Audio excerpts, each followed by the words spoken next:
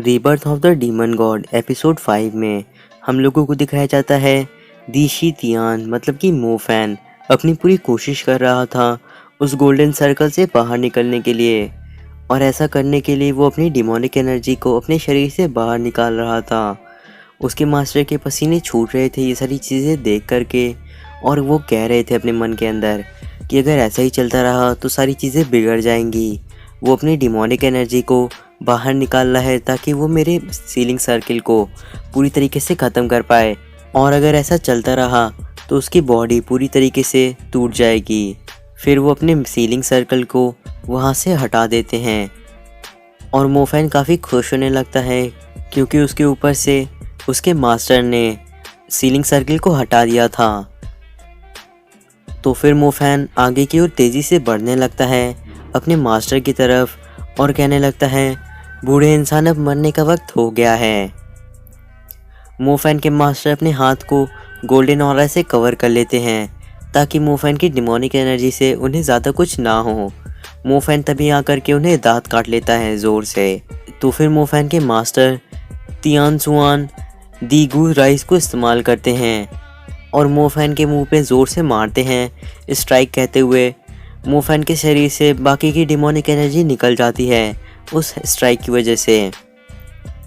मोफैन गिरते हुए अपने मन में कहने लगता है, ये बास्टर्ड चाहता था कि मैं इसके पास आऊँ। मैं एक डीमन हेड हूँ, सबसे ज़्यादा ताकतवर डीमन, और ये टाओइस्ट हमेशा मेरा फ़ायदा उठा लेते हैं। आगे वो कहने लगता है, ये सभी कावर्ड्स हैं, सभी के सभी, और इसमें 5 सेक्ट्स भी आती हैं, उन्होंने भी मेरा फ़ायदा उठाया था। मोफैन के मास्टर हाफने लगते हैं और कहने लगते हैं, सारी चीज़ें पूरी हो गई। अगर मैंने थोड़ा सा भी हेजिटेट किया होता या फिर थोड़ा सा भी सोचा होता तो अभी तक मैं ये मर चुका होता। उसके बाद मोफैन के मास्टर अपनी टेक्निक को फिर से इस्तेमाल करते हैं अपने ऊपर, जहाँ पे मोफैन ने उन्हें दांत काटा था। तभी मोफैन ज़मीन पे हेल्पलेस गिरा हुआ था और कह रहा था अपने मन के अंदर, ये मेरा चांस है, अगर मैं थोड़ा सा भी फोकस करूं तो मैं इसे हरा सकता हूं। मोफैन अपनी डिमोनिक एनर्जी का इस्तेमाल करने की कोशिश करने लगता है, लेकिन ऐसा करने में उसकी हालत ख़राब हो जाती है।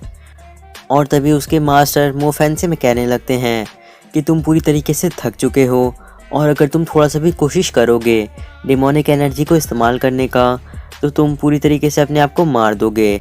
मोफैन को इतना ज़्यादा दर्द हो रहा था कि उसकी आत्मा उसके शरीर से निकल ही गई थी लगभग।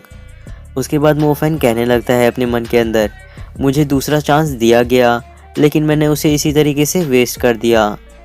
मेरी डीमन की तरह एक आइडेंटिटी रिवील हो गई है और मुझे नहीं पता कि अब ये टाइवेस्ट मेरे साथ क्या करेंगे। मोफैन के मास्टर उसी समय मोफैन से कहने लगते हैं, तुम मेरे सबसे बेकार स्टूडेंट हो, बेकार स्टूडेंट्स में से भी, लेकिन मुझे नहीं पता कि तुमने कहाँ से ये डिमोनिक एनर्जी सीखी, लेकिन मैं एक बात जानता हूँ कि तुमने काफ़ी ज़्यादा हार्ड वर्क किया है।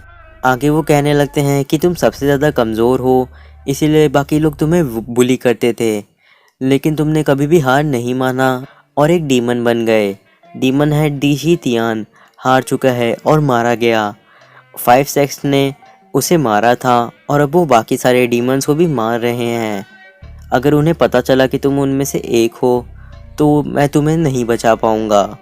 आगे मोफैन के मास्टर मोफैन की तरफ अपने हाथ को बढ़ाते हैं और उससे कहते हैं, अगर तुम चाहो तो मैं तुम्हारे इस सीक्रेट को सीक्रेट रख सकता हूँ अपनी पूरी कोशिश करके, लेकिन तुम्हें डिमोनिक टेक्निक को प्रैक्टिस करना बंद करना होगा और मैं तुम्हारे शरीर के अंदर से सारी की सारी डिमोनिक एनर्जी को निकाल दूंगा बाहर, और तुम डिमोनिक एनर्जी को दूसरों से छुपा करके इस्तेमाल करोगे तो तुम्हें मेरी ये डील पसंद आएगी नहीं।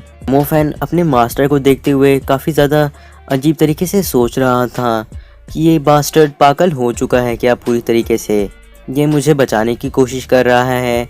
मैं एक डीमन हूँ और ये एक ताओइस्ट है, लेकिन अगर ऐसी बात है तो फिर मैं थोड़े समय तक अपनी डिमोनिक एनर्जी का इस्तेमाल नहीं करूँगा और किसी को भी पता नहीं चलने दूँगा, और जैसे ही मेरी स्ट्रेंथ रिकवर हो जाएगी फिर से पूरी तरीके से, तो फिर मैं इस पूरी की पूरी जगह को राख बना दूंगा और ज़मीन में गाड़ दूंगा। फिर वो दोनों एक दूसरे से हाथ मिला लेते हैं।